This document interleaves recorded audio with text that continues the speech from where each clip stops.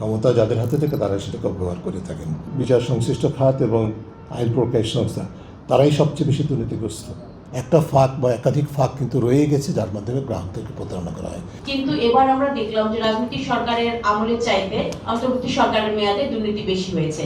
আপনার দৃষ্টিতে এটা কেন হয়েছে, আপনি কি মনে করেন?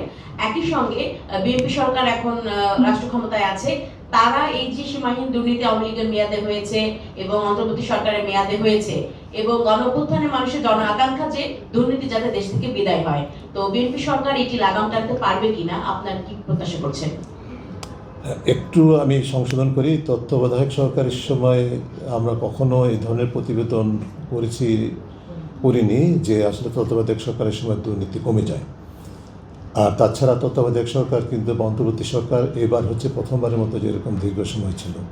এর আগে স্বল্প মেয়াদী ছিল। আমাদের এর আগের 2007-08-এর যে তত্ত্বাবধায়ক সরকার, সেই সময়ে এমনকি সেনাবাহিনীর যাদের নেতৃত্বে যারা ক্ষমতার পেছনের শক্তি ছিল, তাদের যে সেই খাতেও যে দুর্নীতি হয়েছিল সেটাও কিন্তু গবেষণা বিশাল দুর্নীতি হয়েছিল, সেই গবেষণা প্রতিবেদন আমরা প্রকাশ করেছিলাম। কাজেই সরকার রাজনৈতিক না তত্ত্বাবধায়ক সেটা কিন্তু বিষয় না, বা দলের পক্ষে সেটা বিষয় না, ক্ষমতাটা হচ্ছে বিষয়। ক্ষমতা যাদের হাতে থাকে তারা সেটাকে ব্যবহার করে থাকেন।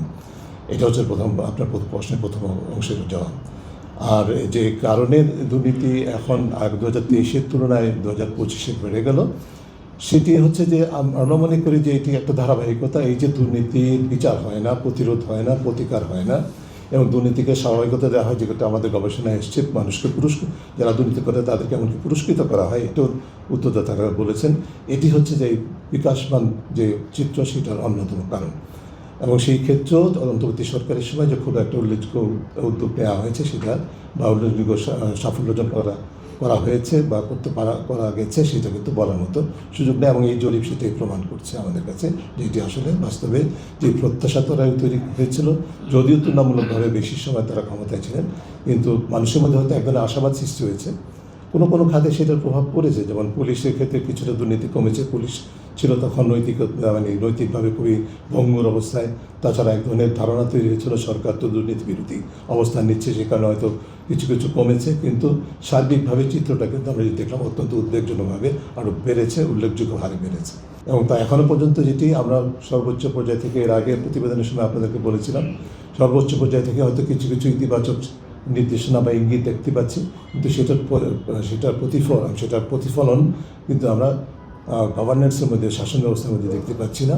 এমন দৃষ্টান্ত হচ্ছে, যেমন এই যে আমাদের এই প্রতিবেদনের অন্যতম একটা বিষয় হচ্ছে যে ঘুষ, দুর্নীতি, চাঁদাবাজি। যে চাঁদাবাজিকে বৈধতা দিতে হবে বা চাঁদাবাজি দুর্নীতি বলা যাবে না, এই ধরনের ঘোষণা তো আমাদের সরকারের অন্তত মন্ত্রী একাধিকবার করেছেন। সেক্ষেত্রে কোনো প্রতিকার হয়নি। এই ধরনের বার্তাগুলো কিন্তু ভুল বার্তাতে আমাদের যে আশাবাদের বিষয়টা, সেই জায়গাটাকে একটু ভঙ্গুর অবস্থানে ঠেলে দেয়। যে আমরা আশা করব যে এই ধরনের বিষয়ে সরকার অত্যন্ত দৃঢ় অবস্থান গ্রহণ করবেন।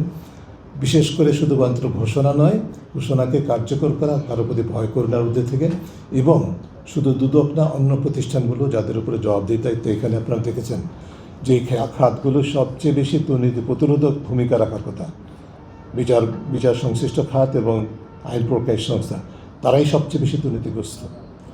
পাসপোর্টের সাথেও আইন প্রকাশ সংস্থা সংশ্লিষ্ট আছে, সেই কারণেও কিন্তু সেই খাতটা অন্যতম দুর্নীতিগ্রস্ত।